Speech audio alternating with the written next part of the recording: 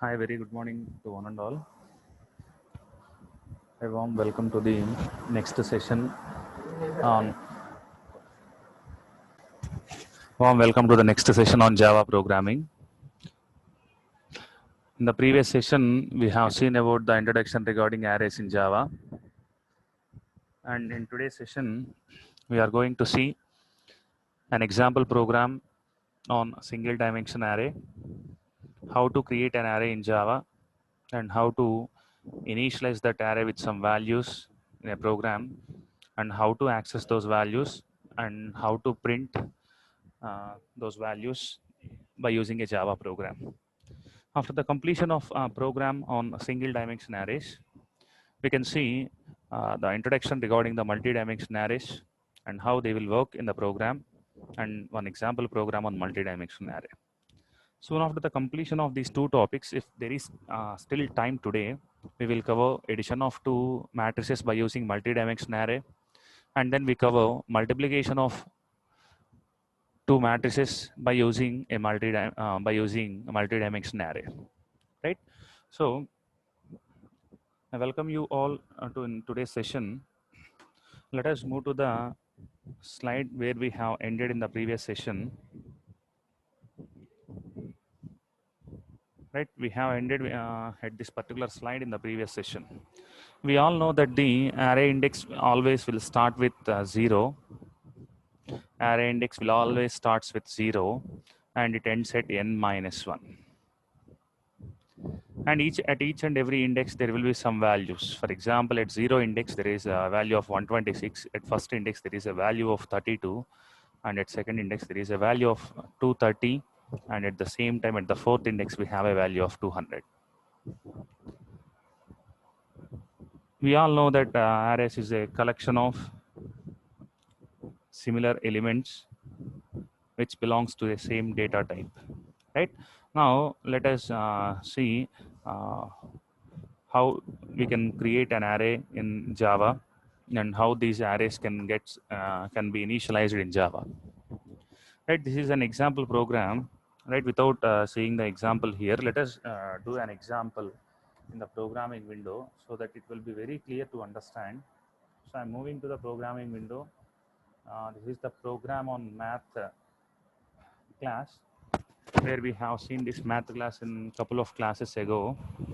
Now I am going to take a new Java, right? So in this, let us start working with the single dimension arrays. Let us define this class as SD because we are working with single dimension or SCA, single dimension arrays, right? So inside this one, let us start creating an array first. So in Java, if we want to create an array, we need to follow the following syntax. We need to follow data type. We need to give data type, right? Array name, right? We have to use subscript, right? So it is called as declaration of array. It is called as declaration of array, and then after the declaration of array, we need to create an array. So array can be created by using array name equal to new. We have to mention what is the data type of array, and within the braces we have to mention size of that array. Don't worry, I will show. It is called as creation of array. Keep one thing in your mind. In Java, if we want to create an array, must and should we need to use the new keyword. After the creation of array, right, we can initialize array, right? We can initialize array. So initialization can be of different types. I will show them later. So let us discuss these 2 points, right? Let us discuss these 2 points especially. I am keeping them in comment lines, right? So let us start working with the declaration and creation of an array. As we see here, we need to mention the data type. For example, if I want to create an integer array here, if I want to create an integer array here, I need to mention integer. So it is data type and then array name. So array name in the sense we can use any of the name. For example, my array name is ARR1. And after that, we need to maintain subscript. As I said earlier, right, I can declare an array like this, data type, array name, subscript, or I can declare an array, right, int subscript, array name, right, int subscript array name, or I can also declare an array int subscript space array name. So these are the three ways of how we can declare an array in Java, right? We can use data type, space, array name, subscript, data type, space, subscript, array name, data type, subscript, space, array name. So these are the three ways. You can follow any of these three ways. It's not a problem. So let us follow the first one, right? So I have declared some array here. Now I want to create this array. So in order to create this array, I need to follow array name. Here you can see here array name equal to. So here my array name is ARR1 and subscript and then equal to. You have to mention the data type of that particular array. So the data type of that particular array is int, and within the braces you have to mention size. For example, in my array, I want to store 5 elements. I can give it as int of 5 followed by semicolon. Right now, the first step is declaration of an array, and the second step is creation of an array. So we can combine these two steps. We can combine these two steps, right? We can combine these two steps, and we can write an array like int data type array1 subscript equal to new int, right, new int of 5 semicolon. So here, right here, we have combined declaration part and creation part. So it is declaration part. The first one is the declaration part and the second one is the creation part. You can follow this particular way, which was represented in the with a red circle, or you can follow this particular way, which is represented using green circle over the screen, right? So you can have declaration and creation in two different statements in the program, or you can combine both of these things and you can have both things in a single line, right? So let us delete this one. Let us use this one at present, right? Now you have to initialize the array. Initialization means you have to keep some values inside the array. So in order to keep some values inside the array, right, let us see how this particular array will be created. So this array in the memory will be represented like this. There will be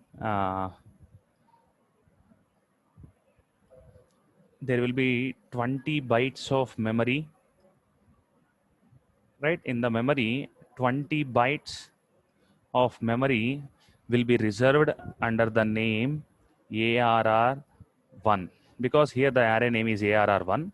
So 20 bytes of memory will be reserved under the name ARR1.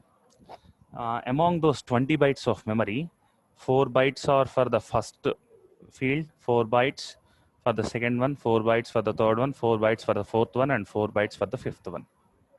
So here, this we have represented 5. So the index will generally start with 0 and ends at n minus 1. That means n value is 5, so it ends at 4. So here we have to store the values at index 0 or at index 1 or at index 2 or at index 3 or at index 4. right? So let us see how we can store the values at particular indices, right? Here, what I'm going to do is, right, I want to store the values at index 0. So here, if I want to store the values at index 0, I can give ARR 1 of 0, which means I am going to store some value at index 0 equal to 10, and ARR of 1 of 1 equal to something called as 12, and then ARR 1 of, right, 2 equal to 14 చేసే తీలేదు ఇంకా I'm sorry. So now ARR of 2 equal to 14, and then ARR of 1 of index number 3 equal to something called as 16, and ARR 1 of index 4 equal to something called as 18. So these are the values I want to keep in these locations. So when I write statements like this, right, at index 0, I want to store the value of 10. So at index 0, 10 will be stored at index 0, and at index 1, I have given 12. So 12 will be stored in this memory location, and 14 will be stored in this memory location because we have given ARR of 2 equal to 14. And then 16 will be stored at this particular location, ARR 1 of 3 equal to 16, and finally 18 will be stored in this particular location. So this is how we can initialize the values in a already created array. So this part is called as initialization. This part is called as declaration. This part is called as creation. Now let us look at how we can access, right? Now let us look at how we can access these elements. Before going to that, I'm going to clear all these drawings, right?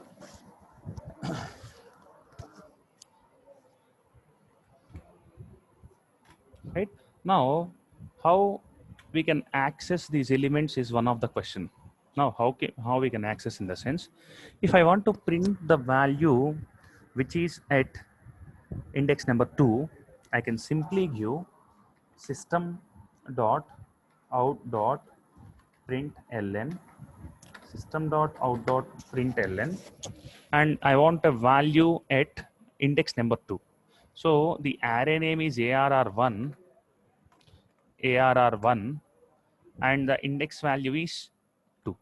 I can simply give ARR 1 of 2. That means at ARR of 1 of 2, the initialized value is 14, and that 14 will be printed over the screen. Right? Now, if I want to print all the values of that array, I can simply rewrite this one, right? I can simply rewrite this one by changing the index values.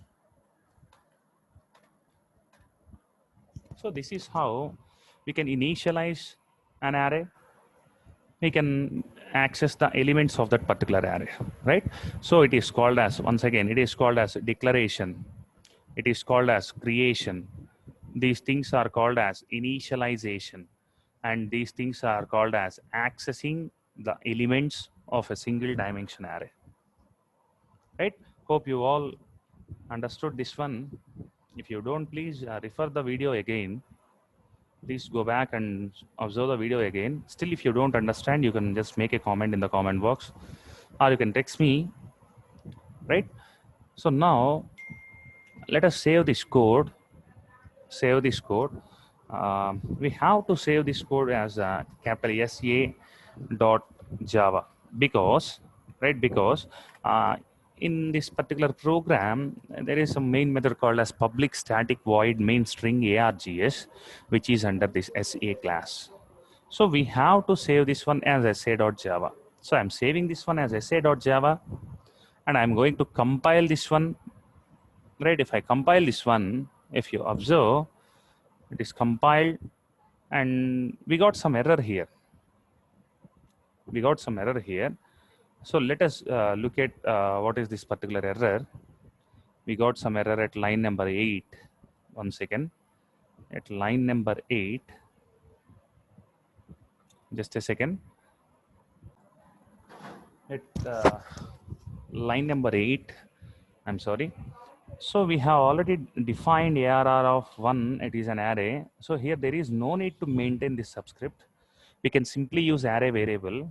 And on the RHS side also, we forgot to write the new keyword here. You can observe here in the syntax we have mentioned the new keyword, but we have forgotten using of new keyword here. I'm sorry.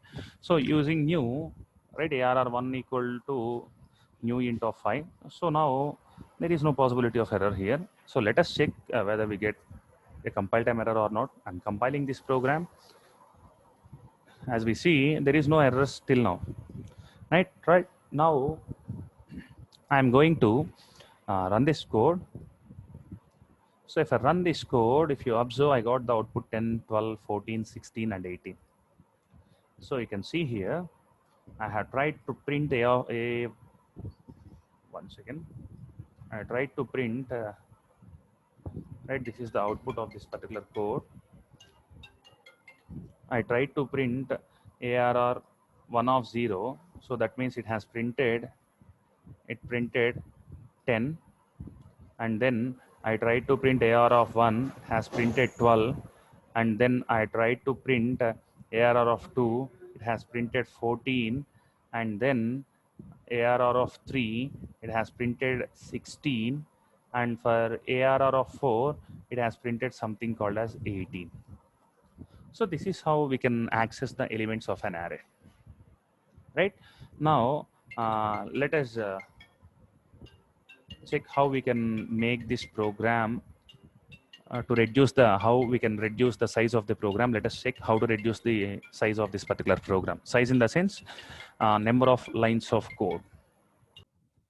Right, by using for loop, we can reduce the lines of code in the program. If you observe here, we are initializing the values by using 5 lines, and we are printing the values by using 5 lines. So let us start something here. You can observe the value has been changed between 0 to 4. So the value has been changed between 0 to 4. So if I am able to run the value from 0 to 4, I can simply reduce these 5 lines of code to a single line of code.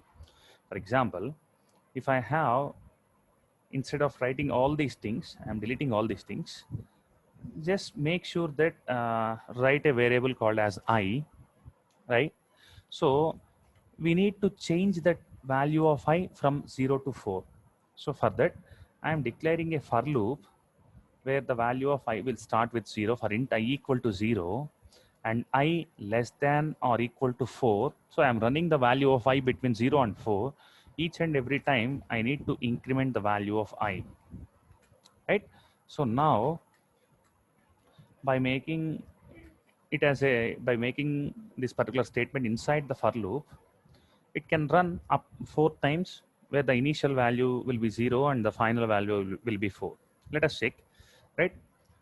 Initially, as we learned in the previous sessions, initially, right, initial I value will be 0, and then condition checking will be done, CC, which means condition checking. So condition checking condition checking is something called as I less than or equal to 4, which is true. In case of true, it will print the value at ARR1 of where the I value is 0, it will print the value of ARR1 of 0, which means it will print 10. And then I value will get incremented. So I value will become 1. Again, 1 less than or equal to 4. Again, the condition is true. It will print the value at ARR of 1, which means it will print the value at it will print the value of 12 over the output screen. Then the I value became 2 and the condition is 2 less than or equal to 4. Again, the condition is true and it will print the value at ARR of 2 because I value is 2, ARR of 2. So it will print 14 and similarly 16, similarly 18. So whenever the I value will become 4, and if the I value get incremented, it will become 5. And when it check the condition 5 less than or equal to 4, it will become false. So now it does not execute this for loop, it just come out of this for loop. This is how this particular for loop will run, and this is how we can access, we can print all the values by using a single system.out.println statement, and we run this statement by using for loop. Right, let us check whether it will work or not. I'm saving this code. Right, I'm running this code. I don't get any compile time errors. Now I'm running this code. So I got the same output 10, 12, 14, 16 and 18.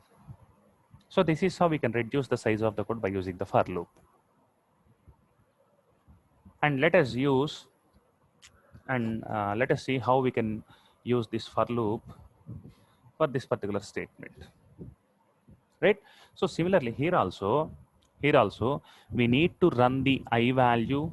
Right, we need to run the I value from 0 to 4, and let us take another value. We need to run that another value from 10 to 18.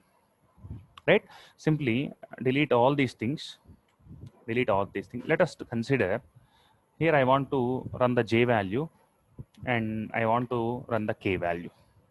Right, so let us keep this one inside a for loop. For right, for inside the for loop I want to define int j equal to 0, j less than or equal to 4, because we want to change the value of j in between 0 and something called as less than 4. And in between this one I want to increment, I want to write one more statement, k equal to k plus 2, k equal to k plus 2. And here I want to define a variable called as k, which is initialized with a value of 10. So let us see what will happen if you do such type of things in the program. K equal to 10, right? Initially, the value of k is 10, the value of j is 0. So here we have initially ARR of j equal to 0, right? Let us check what are the values of this k and j. So the value of j first and then k. Initially the value of j is 0 and the value of k is 10. So here we have mentioned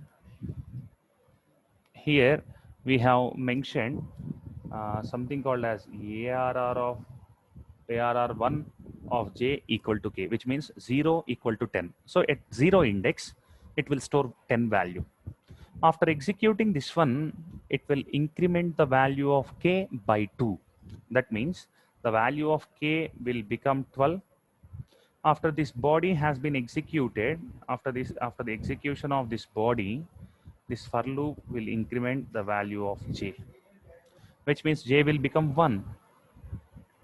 And again at ARR1 of 1 equal to k means it will assign 12, and then 12 will become 14 because we have given k equal to k plus 2, and this will be incremented by 1, and 14 will become 16, and it will be initialized at index number 3, and at index number 4 it will have some 18.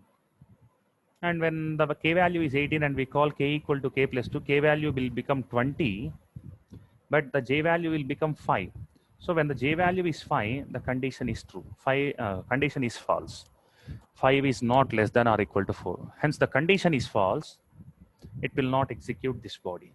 So finally, at 0 index, it will store 10 value. At 1 index, it will store 12. At 2 index, it will store 14. And at 3 index, it will store 16. And at 4th index, it will store 18.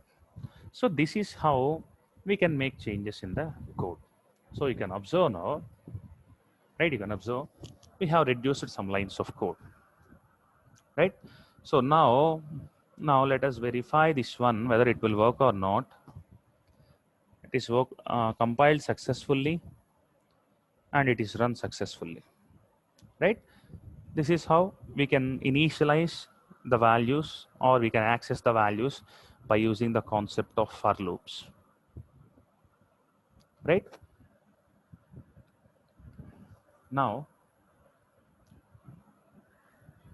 Let us see how to initialize the values dynamically. Here we have taken 10, 12, all these things inside the program. Now what I want to do is I want to ask the user to enter the values during the runtime of the program. Right? I want user to enter the values and I want to read those values during the runtime of the program. For that, in Java there are a couple of methods. Not couple, there are some methods. So among those methods, it is one of the method. Here we have to use a package called as util.star. So there is a package called as utilities package in Java, and we have to use this package in order to take the inputs during runtime. So this util package contains a class called as scanner class. It contains a scanner class. I will explain here, don't worry. So here, let us change the code. Let us change the code here, right? So I want to define an array. I want to, I'm sorry, I want to define an array. For example, here data type is integer. My array name is A, right? Which is equal to new int, and the size of array is 5. Right? Now, what I want to print is system dot out dot println, right? Println. Enter the values. Enter values into an array. Enter the values into an array. After that one, in order to access the elements from the keyboard, I need to create a object for scanner class. Scanner space object name equal to something called as obj equal to new scanner. This is how we can create objects in Java. This is the syntax of creating objects in Java. Class name space object name equal to new class name. So here the class name is scanner, and object name is our own. You can take any name for the object name, right? Scanner space object equal to new scanner. And if you observe, if we want to print something on the output screen, we are using system.out. And if you want to take something from the keyboard, you have to give system.in. So scanner space obj equal to new scanner of system.in. Now, what I want to do is, I want to take a for loop, right? I want to take a for loop for int j equal to 0, j less than or equal to 4, because the maximum size of the array is 5. Size of the array is 5, and the maximum index will be 4. So for int j equal to 0, j less than or equal to 4, j plus plus, right? Here what I want to do is I want to initialize the values of a, not this is ARR1. Here the array name is a. So here I want to take it as, right, a of j equal to, j means the value of j will be in between 0 and 4, 0, 1, 2, 3. That means we have to initialize a of 0, a of 1, a of 2, a of 3, and a of 4 equal to. So it is integer array. So in order to read the integer elements, right, we need to provide object name dot, because it is an integer, I have to give next int a of j equal to obj dot next int. So if we want to read the floating values, here we have to provide next float. And if we want to read the character values, we have to provide next char. Till now, I don't explain this one in the previous classes. So this is how we can take inputs during runtime. Keep one thing, you have to import a package called as java.util.star, and then you have to create an object for scanner class.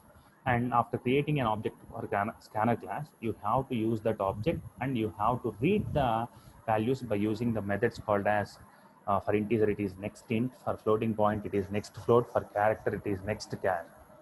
So it is the process of taking the inputs from the uh, keyboard during the runtime of the program.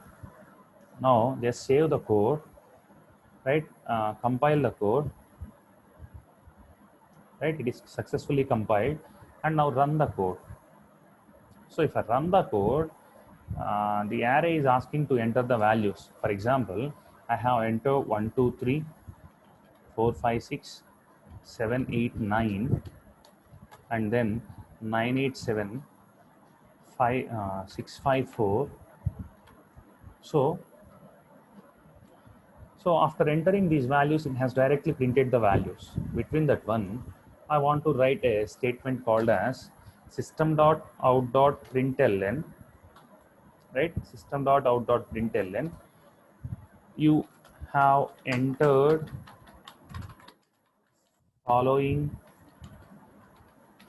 You have entered the following values, right?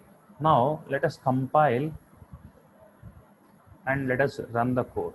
So they are asking for some values. I have given 1, 2, 3, 4, 5, 6, 7, 8, 9, 9, 8, 7, 6, 5, 4, right? So these are the values what I have given for this particular program. So if I have given these type of values, let us check where these values will be stored and how these values are accessed. Let us compare this output. Let us compare this output along with the program here. Initially, the value of z is 0, and it is asking to take one value from the keyboard. Then I have entered 1, 2, 3. So it will be stored at a of 0.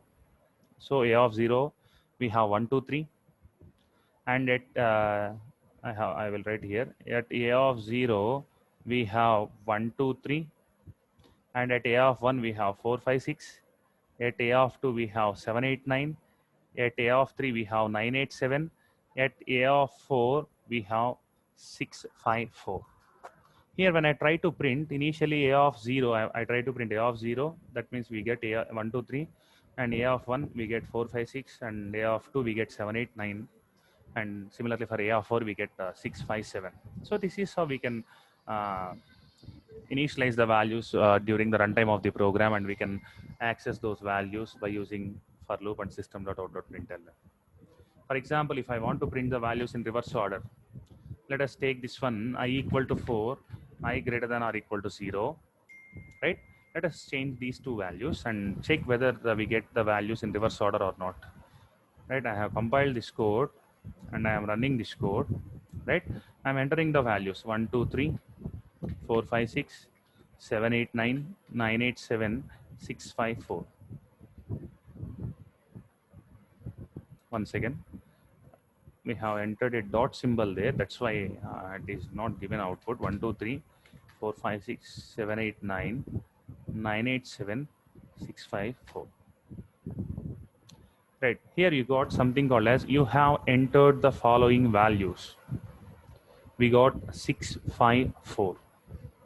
So only the value at I equal to 4 has been printed. So we have to do some changes here. Let us reduce from higher number to lower number, because we have started at 4 and we need to reach 0. Instead of incrementing, we need to decrement. Initially the value of I is 4, and then the next step we want the value of I should be 3. So we have to use I minus minus. That was the mistake what we have done. So we got that particular output. Just now I have changed it and compiled, it is working fine, and now it is asking for the values. If I have given 1, 2, 3, 4, 5, 6, 7, 8, 9, 9, 8, 7, 6, 5, 4, you can observe now you have entered the following values. You can see the last value which was entered was represented at first, and last but one came second, right?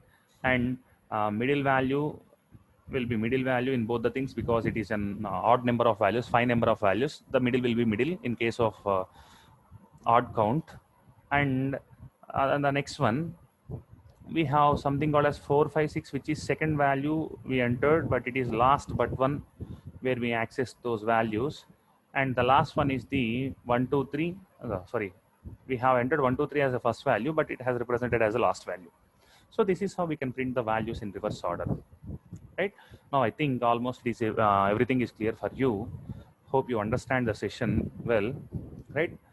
With this, I am going to close today's session. We will meet you in the next session, right? With the topics called as something called as mm, how to create and how to declare and how to initialize, and at the same time how to access the elements in a multi-dimensional array.